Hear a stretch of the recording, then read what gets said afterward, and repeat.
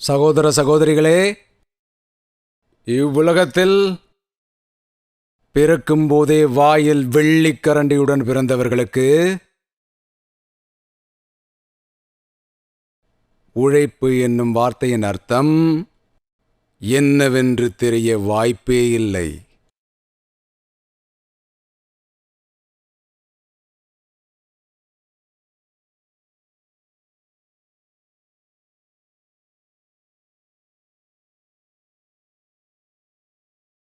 நான் கேள்விப்பட்டேன், யாரோ ஒருவர் அங்குமிங்கும் அலைந்து பேசிக் கொண்டிருக்கிறாராம். ஜூன் மாதம் 4ஆம் தேதிக்கு பிறகு மோடிக்கு பெட் ரெஸ்ட் கொடுக்கப்படுகிறதாம். சகோதர சகோதரிகளே, நான் அந்த எல்லாம் வல்ல இறைவனிடத்தில் பிரார்த்தனை செய்து கொள்கிறேன். நம் நாட்டின் எந்த குடிமகனானாலும், அது மோடியாக இருந்தாலும்,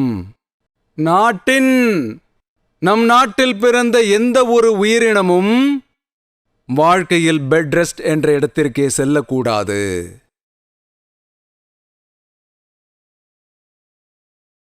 நாட்டின் ஒவ்வொரு குடிமகனும் ஆற்றல் நிறைந்தவர்களாக இருக்க வேண்டும்.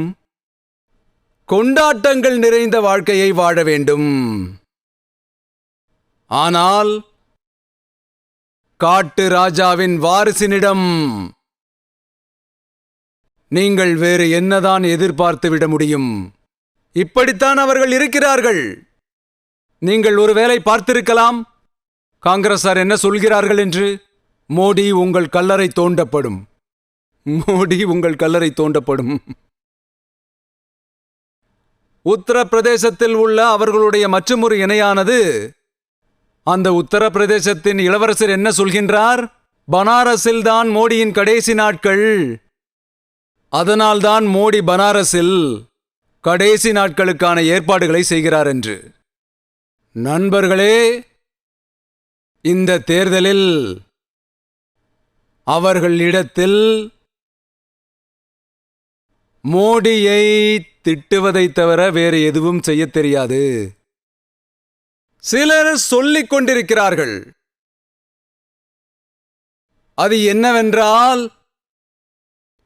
மோடிக்கு புதைக்குழியை தோண்டி அவர்கள் சொல்கிறார்கள், மோடியை அதில் அடக்கம் செய்வோம் என்று. காங்கிரசின் இளவரசரே,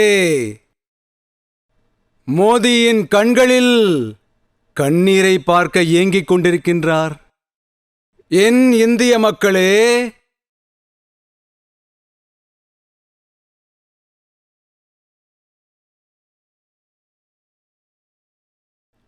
உங்களின் மன விருப்பத்தின்படி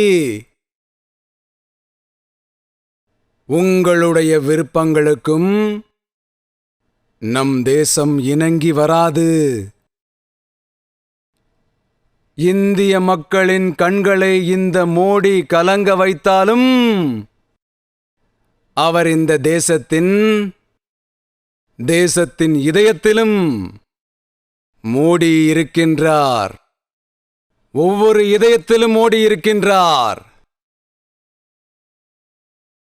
எல்லோரும் ஒவ்வொரு நாளும் இதையே சொல்கிறார்கள், மீண்டும் வேண்டும், மீண்டும் வேண்டும், மீண்டும் வேண்டும்.